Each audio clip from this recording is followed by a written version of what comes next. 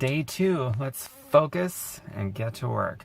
So today, the game plan is you're going to invite as many people as it takes until you got at least 2 people who are interested in looking at what you have, who want more information. Refer back to yesterday's lesson plan of those invitation examples and picking one and crafting it if you need to. I'm not going to go over that again today. That's yesterday's. Also, make sure you're caught up on everything from day 1. Today is the day you need to be caught up on all of that stuff. So finish that if you're not finished with it, and let's move on to day 2. So day 2, I want to focus on the training aspect of this. I want to focus on what you're going to create, the content you're going to create and share out there on social media like Facebook. Attraction action. The name of the game with the attraction content is you're not selling anything. You're not pitching anybody anything. You're going to teach something of value.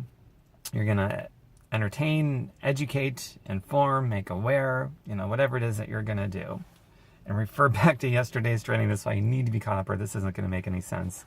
Because I don't want to go over all that stuff again. But you're going to learn and teach something today based on yesterday's lesson. And when you put it out there, the goal is to pique people's interest or curiosity so they contact you. And they say, hey, tell me about XYZ, fill in the blank. And it's not that you're going to talk about specifically Beachbody or your opportunity or drop name brands. You're going to talk about a concept, an idea. And I'm going to give you an example in this video before this training video is over. I'm actually going to record something and you're going to watch it so that you see what I mean. I'm not going to drop any names. I'm not going to sell anything, but I'm going to have a powerful call to action that if people want to know what I'm talking about, they have to engage with me privately. Otherwise, they can't possibly find out what it is that I'm talking about.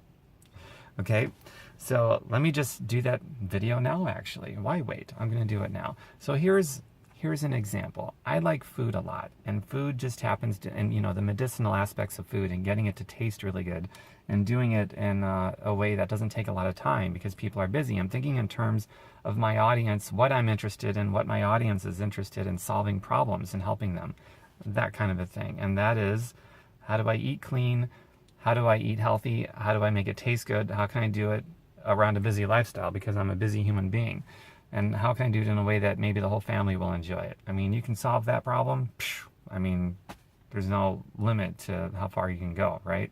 Okay, so here it is. So I'm going to make my video right here, right now. And I'm actually going to share this. So here it goes. Compose my thoughts for a second. All right, here it goes. Hey, everyone.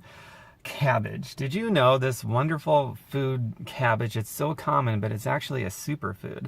And it ranks number 3 in the most potent anti-cancer foods in the world.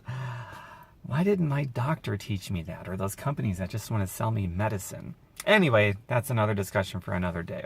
Here's some simple ways that you can incorporate this into your day-to-day life with your clean eating in ways that taste good, that you can work into your busy lives, that you can possibly enjoy with the whole family, including the kids.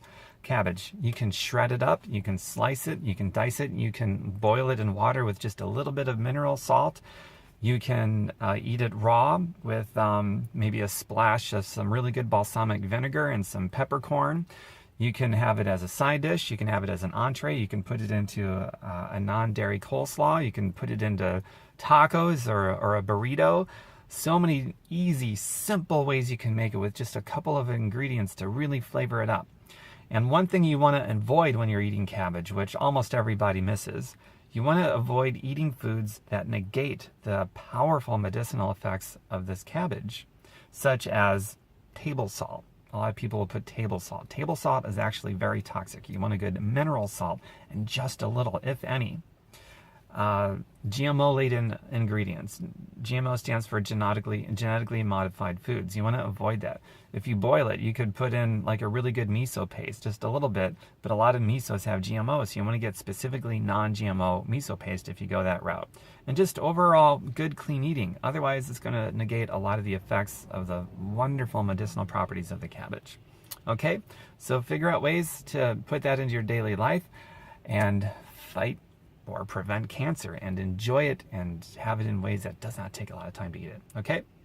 So, by the way, if you have some ways, if you want to share your expertise of different ways that you know of making cabbage in healthy, clean ways that taste really good, feel free to reply to this video thread and put it out there in the comment section, and I bet I will learn something from you, and people reading this will get benefit from your knowledge. So please share it. That would be awesome. And if you love health and fitness and clean eating like I do, and you want to learn how to make some money with health and fitness and clean eating, privately reach out to me, and feel free to share this video if you know some people who would like this wonderful information about anti-cancer food. Okay? Take care, everyone, and bye for now. That's it. So I'm going to go back and obviously cut that video out of this video, and I will share this, and there you go. I learned something, and this is something that I did. I've done several videos actually about cabbage, but once in a while I will go back and I will revisit this topic matter. There's a lot of things I talk about that, like there's maybe 5 or 6 things that I mainly talk about, but I've made so many videos over and over and over and over again about them, because every time I do it, I'm better, I've learned something new, I'm different, so the video will be different. There's so many variations on the same topic matters, but most of my videos all revolve around food, health, fitness, money, mindset training stuff, traveling, and things like that. So almost all my videos are to do with those things, because that's what I'm into. So you need to figure out what you're into, get to know yourself if you don't know yourself yet, and start learning and teaching every day. And keep that, you know, the title of this video, I'll probably call it something along the lines of the anti-cancer effects of cabbage you probably didn't even know about. You know, something like that. Something that's really catchy, something that is moving by so fast in a news feed that people are going to want to stop and click on it because they're curious. And you need to be thinking in terms of that. Something, a headline, a title that's really catchy, and then when I start the video, I'm dissecting this for you so you understand the formula, because you're going to do this today. But the really catchy headline, so people want to stop scrolling a fast news feed, they click on it because curiosity is piqued instead of resistance, and then bam, right away, right into the first sentence of the video, I'm right into it. And then I go into teaching and sharing these things and helping people overcome these problems. And then boom, right after that, very fluently, I move into the next part where I got the call to action. But just before the call to action, I actually did something that I really should do more often. And that is I encourage people to reply, to interact, to engage. And I did it in a way where I was positioning my audience, people in my audience, to feel important, to feel relevant, to feel like an expert, because I asked them to share what they know, because it's going to help other people. And we all, me, you, your audience, all of us are hardwired as human beings to want to feel important, relevant. We want to know our opinions matter. We want to voice what we know. So I'm giving people a platform to do that in this video. And I move very fluently from one thing to the next, because if there's any awkward, dead, boring space, you will lose your audience. People have very short attention spans. So I move from one to the next, and at the very end, without any dilly-dally, just got right to it. If you love health and fitness and clean eating like I do, and you want to learn how to make money with that, private message me, get a hold of me private, reach out to me privately, and share this video if you know some people that would like it. You know, something along those lines. And that was basically it. I follow that same format with all of my videos. Catchy, powerful headline or title, strong opening, no big fancy introduction because I'll lose people. And then I go into the teaching part, the value part, and I keep it short and sweet, and right into the call to action after that, and that's it. That's all my videos, whatever I'm talking about. And you want to do that too, because you want to build an audience. This is going to, making a video that's formatted and organized like that, it's going to help you build an audience, because people are going to share it, right? If, you know, as you get better at this, people will share it. And other people that you're not friends with yet are going to see it. And some of those people are going to be like, that person's cool, I'm going to connect with them.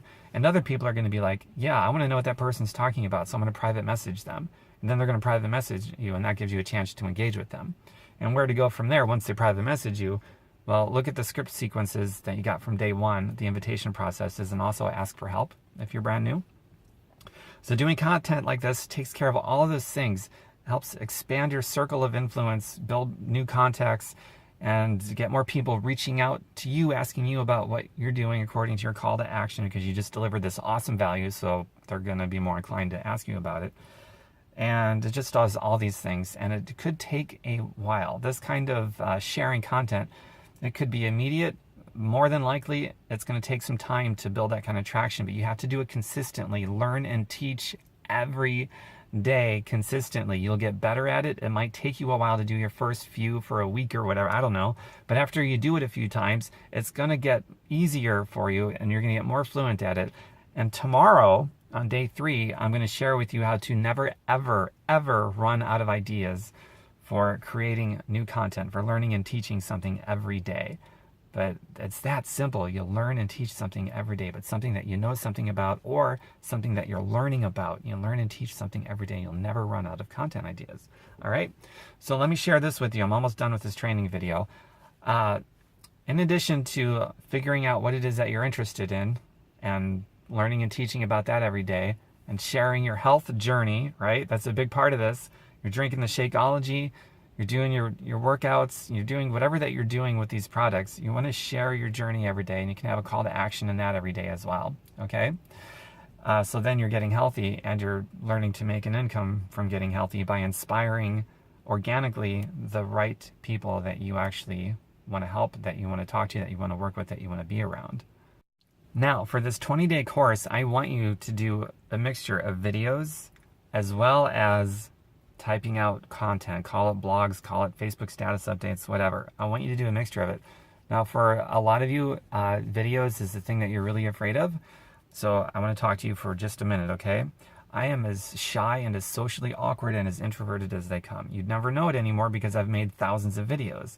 You make thousands of videos and see how much better you are. When I did video number 1, I did at least 100 takes, threw them all away. They were so terrible, so crappy, I was embarrassed to show them. But 100 takes later, I finally took a video that wasn't great, but it was just enough to where it's like, okay, I'm going to share this one. And I kept doing it every day. And I got better at it. And now I do video, almost all my videos are one-take videos. You saw me do one in this training video, right? It was a one-take, no big deal. But that's how you overcome it, is to just keep doing it. You're not on the spot when you're in a video, unless it's a live feed video, which you can certainly do too, and I encourage that. But when you're recording a video that you're going to put out there, after you record it, you're not on the spot. You can take your time, compose yourself, take as many takes as it takes, and use common sense when you do videos. In other words, if half your head is cut off like this, I've seen people put videos like that out there. You don't have to be a video expert, but even you as a layperson know that if you make a video that looks like this, it's going to be a pretty stupid video. I don't say that to sound mean, but to make a point, use common sense when you're doing videos. If there's a bunch of noise in the background and it's totally taking the focus off of your important message, then you need to redo the video and get in a place where there's not a bunch of distractions coming from sound, like a circus happening behind you or whatever. Just use common sense, okay? People can see you clearly. The lighting isn't awful. It can be dim or whatever, but as long as they can see your face clearly, they can hear what you're saying clearly, and you're reasonably centered in the video, just use common sense when you're making videos, okay? And then the video is going to be fine. It doesn't have to be professional, expert quality, just common sense. In fact, you're going to be more relatable if it's not a perfect video, just so you know. So be eager to not be perfect. Just be a relatable human being, and people will relate to you more, because this is our entire economy is empathy driven. Remember that. So every day I want you to do a video, and I want you to do something that you typed out, and I want you to do it all every day. And then after 20 days, you're probably going to start to realize what you're best at, what is getting you the most results. And then you're going to start to spend most of your time on whatever that is. If it's blogging stuff, if it's videos, you just have to know. This is part of really getting to know yourself. And even still, even though video is my strongest, I will still do blogs now and then, but most of my content is videos. But I still like to mix it up. I just know where to spend most of my time. And that's what you need to know. That's one of the main purposes of this 20 days. Now, last but not least, I'm going to have something in the day 2 section, a document for you to download. It's going to be examples of different types of call to actions that you can use at the end of a video or a blog or whatever. So download that document and make sure that you use it, because not only is your goal on your timeline, your social media, to be teaching and to sharing value and to pique people's curiosity and not selling, not at all, but piquing people's curiosity so you get people to a private one-on-one exchange. But your goal with this attraction action content is going to be to convert your audience into customers, coaches, clients. It's not going to happen directly. It's kind of a 2-step process.